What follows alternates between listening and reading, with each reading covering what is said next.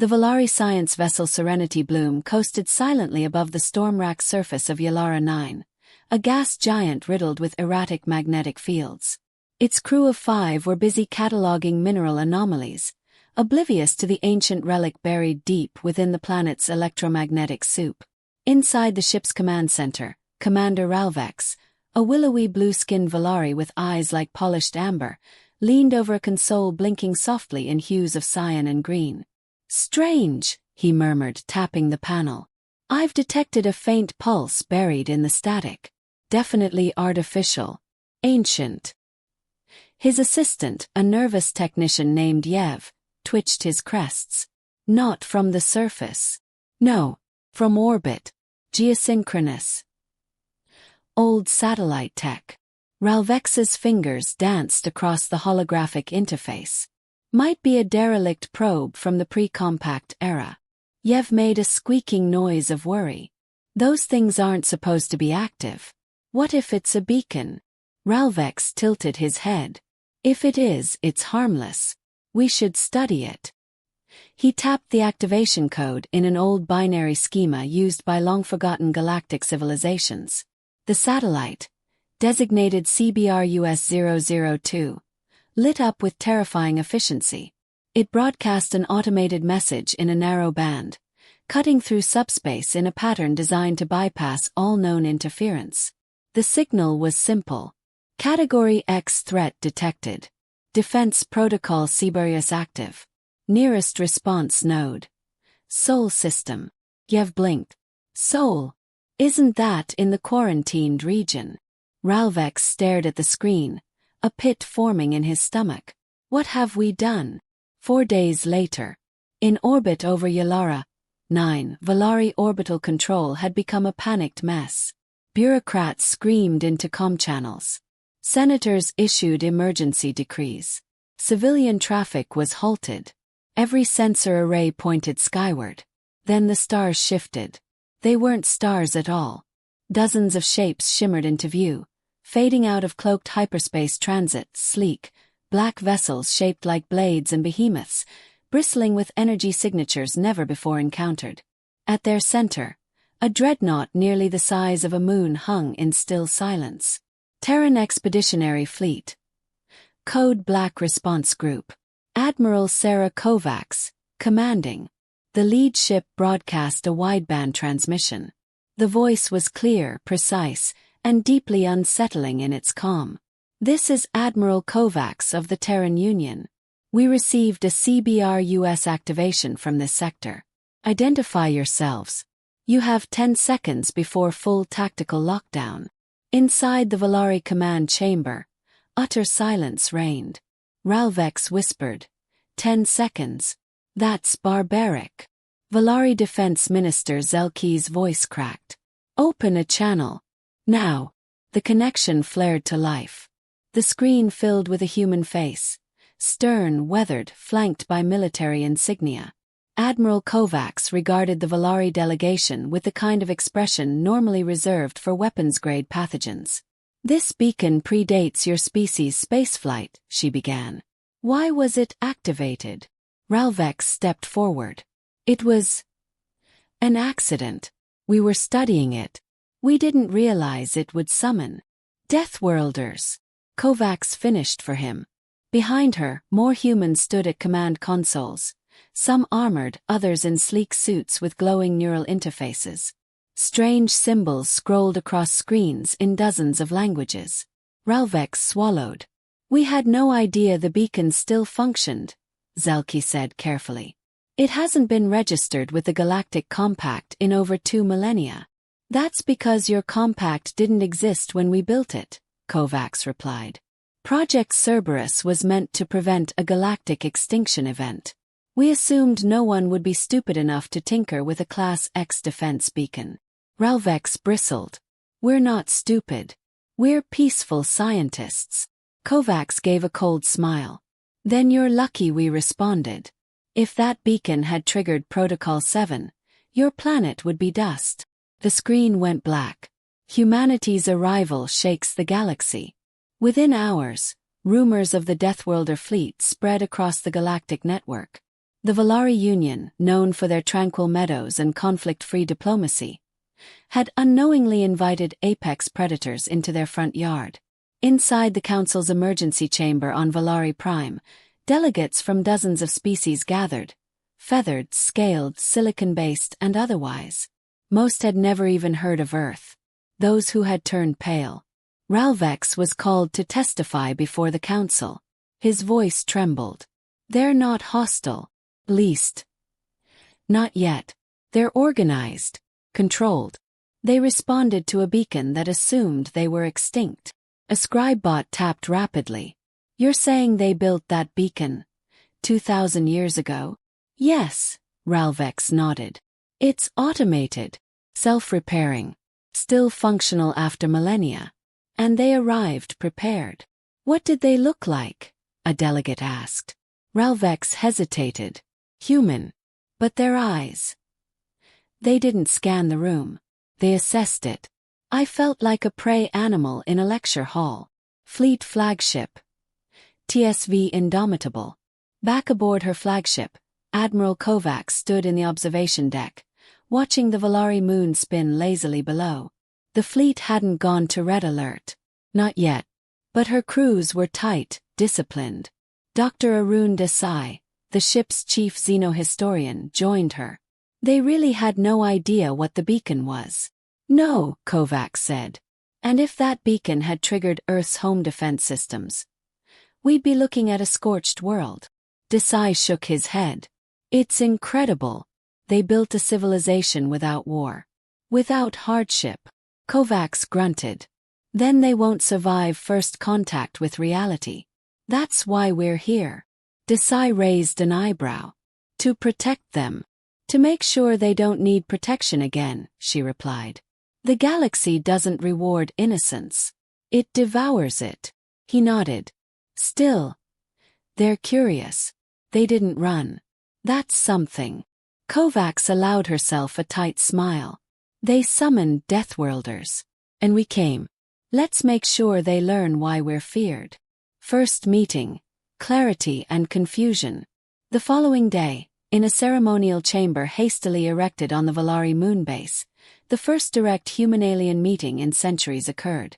President Elena Rosario, humanity's top diplomatic envoy, arrived in a pressure suit lined with nanofabric, necessary to prevent accidental cross-species contamination. She walked with grace but purpose. Ralvex met her in the chamber. You don't look like monsters, he said softly. Rosario smiled. We're not. But you activated a signal meant for war. It's lucky we came instead of one of our AIs. You'd have sent an AI. Alone. No, she said. We'd have sent 10. Each one controlling an orbital bombardment platform. None of them would have asked questions first. Ralvex paled. But you came, he said. She nodded. Because we remember what it's like to be scared, outmatched, and in over our heads. And because we don't want to be alone in the dark. He looked at her curiously. Are you afraid? She met his gaze. Always. That's what makes us careful. That's what makes us dangerous. End of Chapter 1. As the Valari delegation formally invites Earth to present its case before the Galactic Compact, the camera pans out from the Valari moon, showing the Terran fleet poised in silent orbit. Weapons retracted, shields glimmering faintly, like wolves at rest. And deep inside the Compact's diplomatic archives, a long-forgotten entry is quietly updated. Species 501A Homo sapiens. Status, active. Threat level, pending review. Note. Deathworld origin confirmed. Proceed with extreme caution. Word count, 1 to 10. Let me know if you'd like Chapter 2 next or want edits or expansions to Chapter 1. Valari Prime. Grand Compact Council Chambers. The chambers hadn't seen this kind of attendance in generations. Delegates from every member species of the Galactic Compact filled the spiraling auditorium. Scaled Kostheri, crystalline Authari, feathered Sharu, and dozens of others. All buzzed with the same question. Who are the humans, really? When President Elena Rosario entered the chamber flanked by her human security and diplomatic corps, All conversations halted. Eyes tracked her every step. Unlike most species' diplomatic attire, flowing, ornate, and soft, Rosario wore sleek dark gray armor-layered fabric. Her posture wasn't submissive nor arrogant, just still, watchful. Like a jungle predator that hadn't decided whether to pounce or parley. At the center of the council dais, Chancellor Valor, a high-ranking Costheri elder with translucent scales and a voice like rustling reeds, addressed the chamber. We welcome the Terran Union to these chambers, for the first time in nearly 3,000 years. Rosario inclined her head. We didn't leave. We were pushed out. There's a difference. A rustle of uncomfortable murmurs passed through the hall. Chancellor Valor's crest fluttered nervously. A matter for another time. Today we seek clarity. Why was a long-defunct pre-compact defense beacon still active in your territory? And why did your response fleet arrive in a state of total war readiness? Rosario's eyes flicked across the delegates. She didn't raise her voice. She didn't need to, because we remember what the galaxy was like before the compact. And we don't trust that it won't be that way again. Flashback, a forgotten past. Images flared behind her, projected from her wristband. Archive footage, ancient and chilling. First, a burning human colony. Orbital strikes, alien warships overhead. Then, Terran war fleets locked in brutal battle against coalition forces. Finally, Earth itself ringed by automated defense platforms, its skies scorched from centuries of siege. The compact was forged in peace, Rosario said. But only after the bloodiest extinction-level wars in galactic history. Humanity didn't disappear. We withdrew. We made ourselves too dangerous to touch. And we waited. A delegate from the Sharu Collective, delicate, bird-like, rose. Waited for what? Evidence, Rosario replied. That peace was real. That trust could be earned. We still haven't found it. Character development. Admiral Kovacs and Dr. Desai. Back aboard the TSV Indomitable, Admiral Kovacs and Dr. Arun Desai monitored the diplomatic stream from orbit. Desai watched Rosario with fascination. She's going full Cold Warrior. She has to, Kovacs muttered. They respect pacifism but they fear strength. If we don't show the fangs, they'll think we're just big barkers. Desai raised an eyebrow. We are barkers with nukes the size of continents. Kovacs cracked a rare smile. Exactly. Better they know that now. Emotional beat. Ralvex's internal conflict. In a private Valari chamber, Commander Ralvex reviewed the footage of Earth's ancient wars. He sat alone, eyes wide, breath short. He couldn't reconcile it. How could a species so devastating in war also respond with restraint? His people had evolved in lush, predator-free environments. Conflict was foreign. Their philosophers spoke of entropy as the only true enemy. But humans, they had been forged in constant adversity. Deathworlders, yes. But more than that, adapters. Yev, his technician, entered quietly. Are they going to attack us? Ralvex shook his head slowly. No, but they could. That's what terrifies me. Turning point. Compact pushes back. Inside the council chambers, Rosario's speech was met with a mix of awe and resistance. Delegate Threns of the Authari, a crystalline being who shimmered like living glass, stood. We acknowledge your strength, Terran Union. But strength alone does not grant authority. You left the compact. You hold no seats, no votes. You are observers. Rosario nodded. For now. The Chancellor frowned. Your military fleet in orbit is intimidating. Good, Rosario said. So is your naivete. She continued. There are threats beyond the compact's borders that would tear you apart if they believed you were unprotected. We aren't here to conquer. We're here because your member species stumbled onto a war system designed to wake Earth up. And it did. The Authari delegate pressed. Then disable it.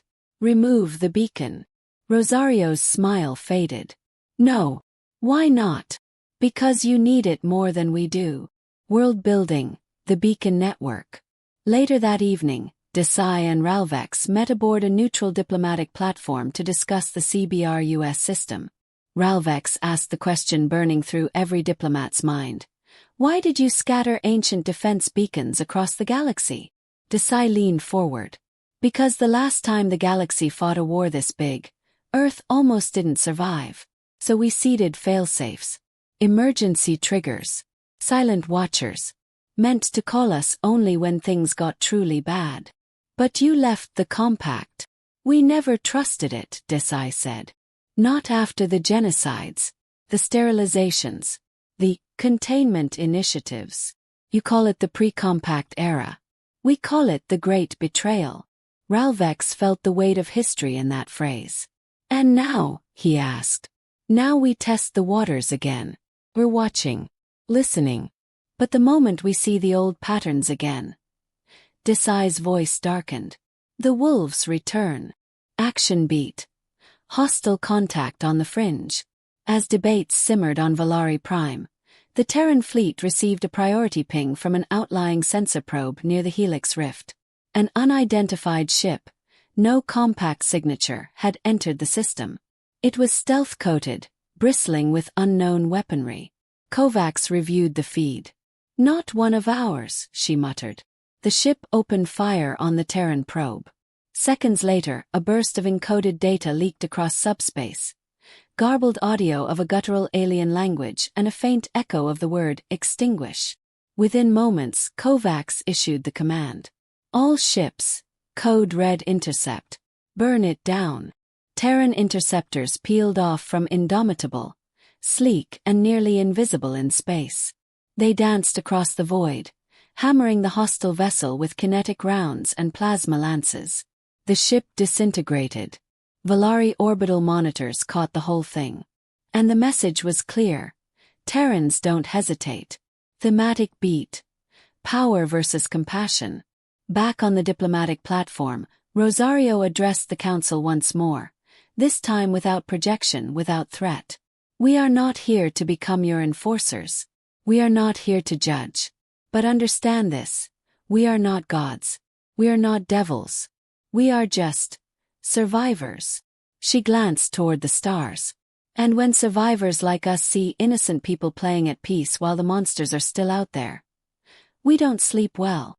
She walked out in silence. Not a single delegate challenged her. End of Chapter 2.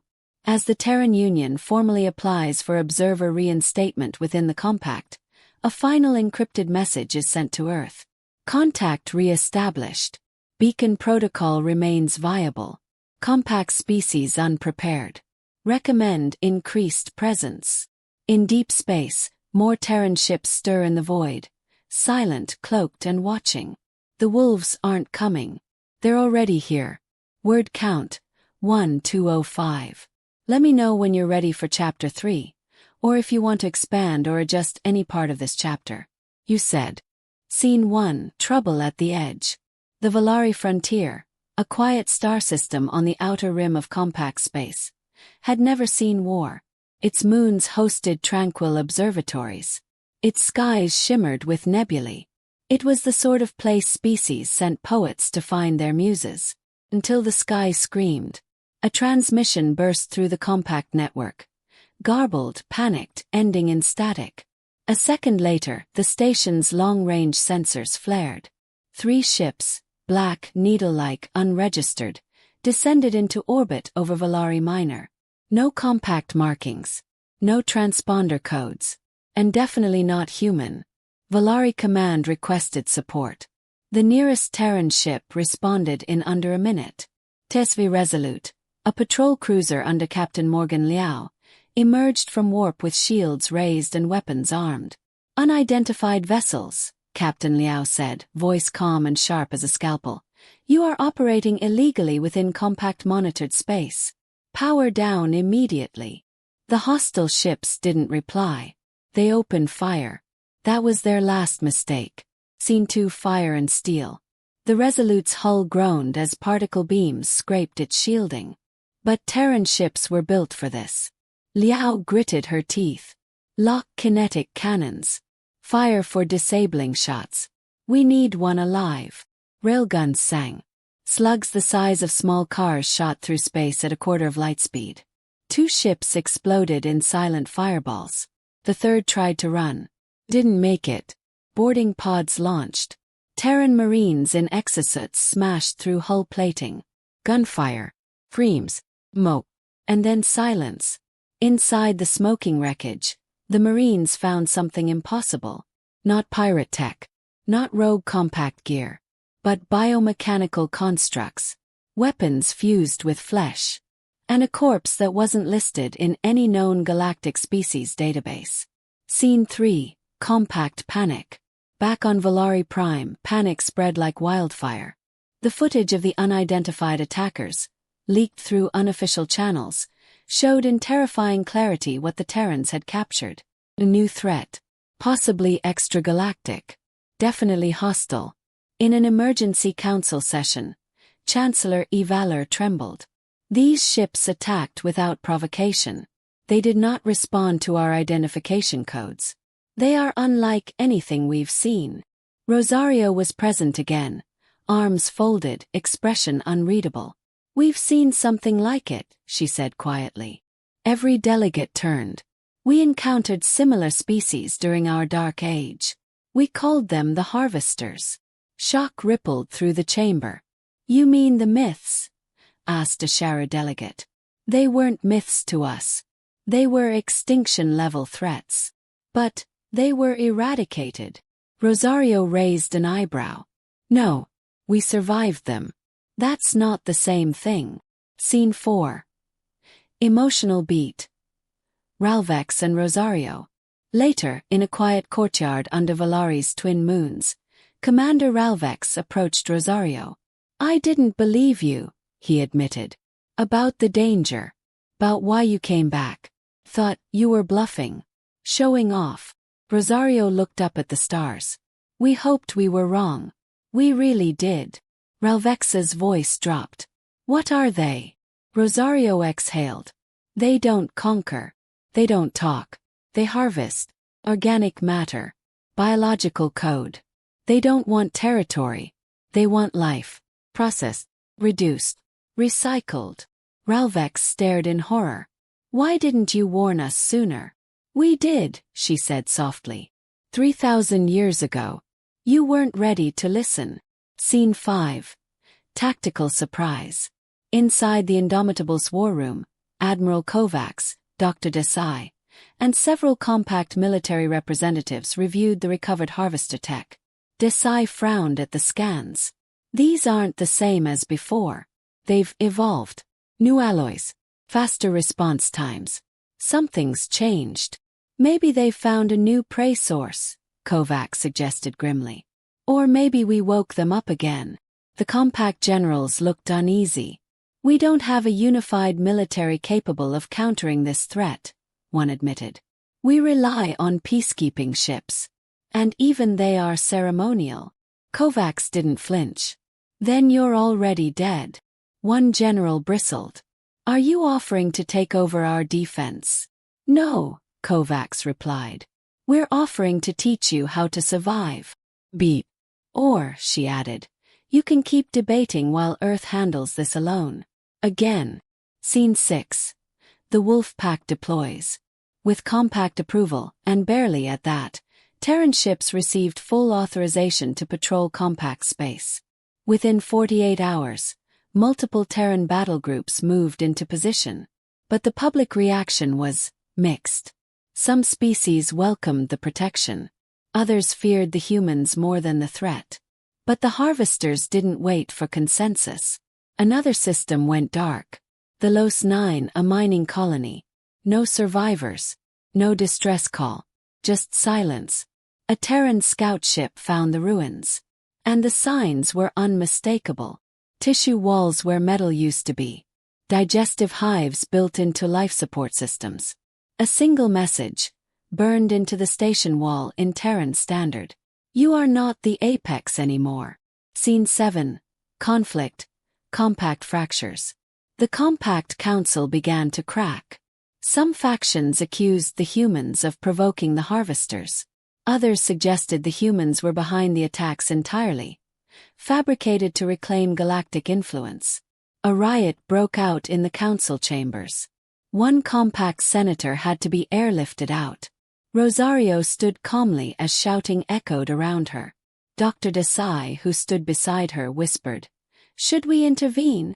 She shook her head. "No. Let them scream. It's what they've done for millennia.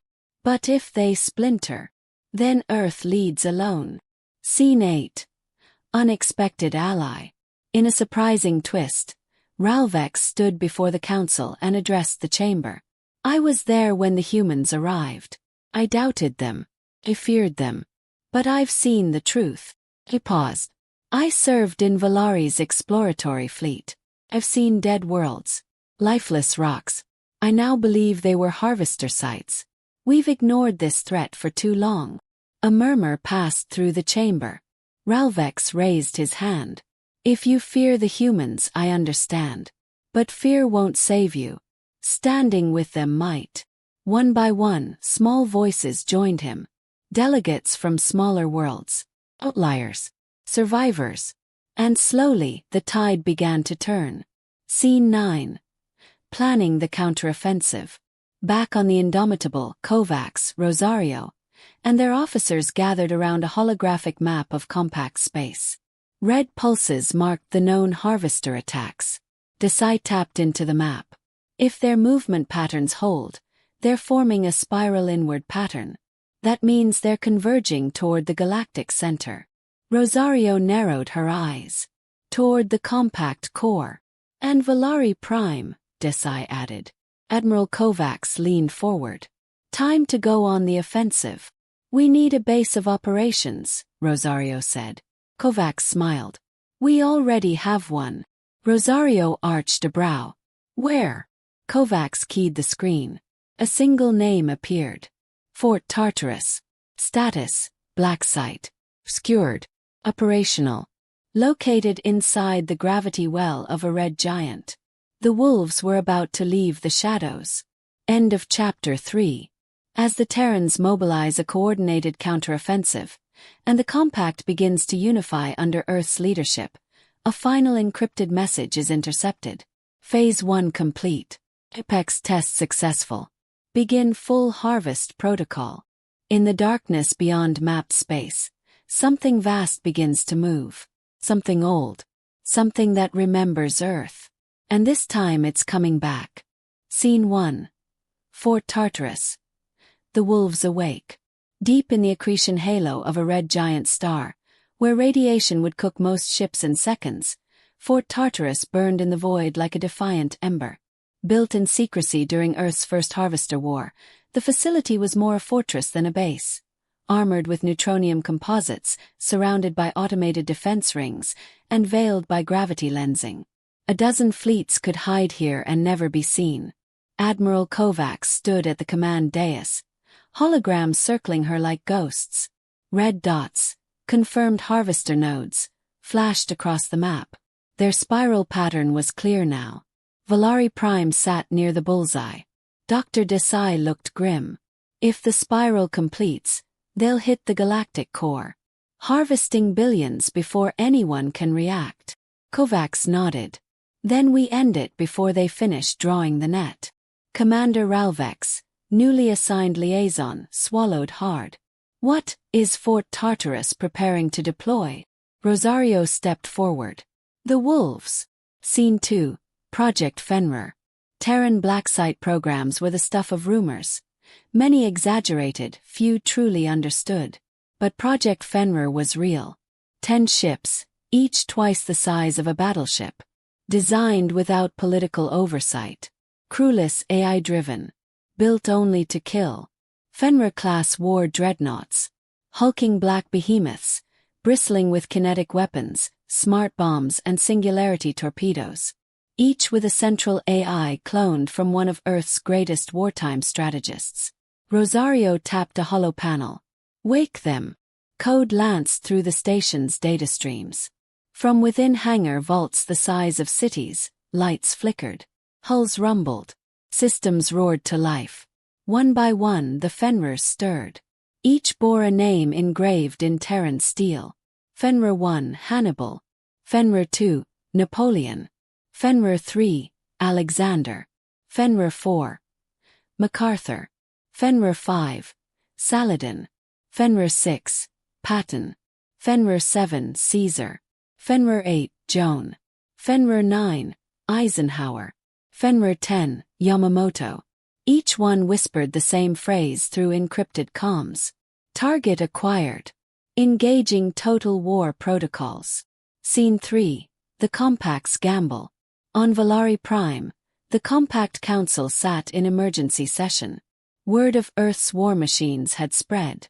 Some were awed, others terrified. Chancellor Evaler addressed the chamber. We have two options. We can hide behind Earth's strength, or we can stand beside them. Not all agreed. The Kariak Collective threatened to secede. The Thari Union accused humans of warmongering. But one voice broke the deadlock. Ralvex, standing in full battle armor, lifted a data chip. This is my resignation from the Valari military.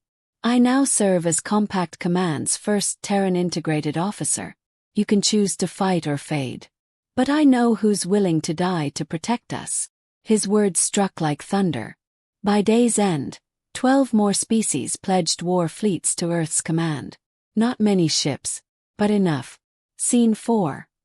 The ambush at Tyran Rift. The first battle came at Tyran Rift, a choke point along the spiral's edge.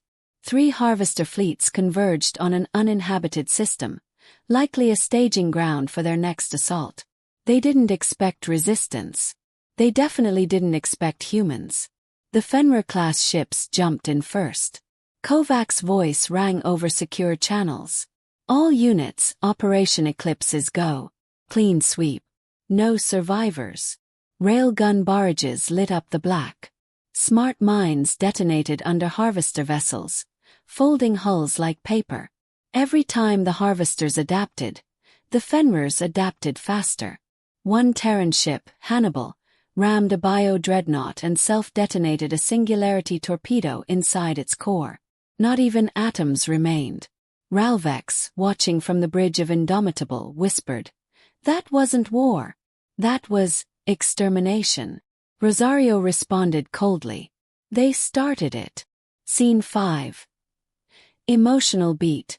Ghosts of Earth. After the battle, Desai wandered the lower decks of the Indomitable and found Rosario watching old videos. Children playing in the ruins of a reborn Earth. Old soldiers giving speeches. Cities rebuilt from ash. "Why show me this?" Desai asked. Rosario's voice was soft. "'Cause people think we love war. But Earth was nearly lost once. This strength, it's not because we like violence. It's because we can't ever let it happen again." Desai sat beside her. "Do you think the Compact understands that?" Rosario smiled bitterly. "No. But they will." Scene 6. The final signal. A transmission burst across known space. "We see you, Apex. You fled once. Now you return. We adapted. Let us test your evolution." The message came from a previously dead star system. One where no life had been reported for millennia. It now pulsed with thousands of harvester signals. Rosario stood on the bridge of the Indomitable. That's their command node. Their queen. Their core intelligence. Kovacs turned to the map. "Then we hit it. With everything." Scene 7. Earth's Last War. The Armada assembled. Fenrir dreadnoughts, Terran cruisers, and a patchwork of compact volunteer ships. Not enough by human standards, but more than the harvesters expected. Operation Ashfall launched. The battle over the Dead Star system, designated Abyss 01, would go down in history as the most intense conflict in known galactic record. Terran stealth frigates led the way, sowing chaos behind enemy lines. Compact drone fleets provided mobile shields. The Fenrir dreadnoughts carved through enemies like surgical blades. But the harvesters were endless. Self-replicating. Suicidally aggressive. Then Joan, Fenrir 8, was hit. Its AI held on long enough to direct itself into the enemy superstructure, detonating in a cascade that tore a moon-sized hive apart. Half the field went dark. Scene 8. Rosario's Gambit. But it wasn't enough. The Harvester Queen had activated. A living structure the size of a small planet, it emerged from behind the system's collapsed star, an amalgam of flesh and alloy, writhing with tendrils and cannon flesh. No weapon could breach its core, unless someone delivered the payload by hand. Rosario and Ralvex volunteered. A stealth shuttle. A nuclear implosion warhead. One shot. They flew low, between writhing limbs and biolasers. Rosario took the controls. Ralvex manned the guns. Inside the beast, they descended into madness. Screaming walls, twitching bone, semi-sentient corridors. Tried to trap them, absorb them. They reached the core. The shuttle wouldn't escape in time. "Vex," Rosario said quietly. "You go. You've got people to teach. I've already had my war." Ralvex refused. So they both stayed. As the warhead armed, they looked at each other. Two warriors from different stars, united by defiance. Rosario smiled. "Tell the galaxy. Earth never runs." And then the world exploded. Scene 9. Aftermath. The Legend of the Wolves. The Harvester Queen died screaming. Without her, the fleets collapsed. Systems fell silent. Bioships withered and drifted. The threat was broken, but at great cost. 4 Fenrir dreadnoughts destroyed. Dozens of compact ships lost. And Rosario gone. Months later, a memorial stood on Valari Prime. 2 statues. One human, one alien, shoulder to shoulder. Ralvex, promoted to Supreme Commander, addressed the crowd. "We called them Deathworlders." Slur. A warning. "Today I call them something else." He paused. "Brothers. Sisters. Allies." Tears glittered in his eyes. "They bled for us. Died for us. Not because they wanted to conquer, but because they refused to let another world fall the way theirs once did." A cheer rose. Across the stars, the word Terran became synonymous not with fear, but with hope. Final emotional beat. Back on Earth, a child watched a holovid of the war. "Were the humans really that scary?" she asked her grandfather. He smiled, wiping an old military badge. "No, kiddo. Not scary. Just human."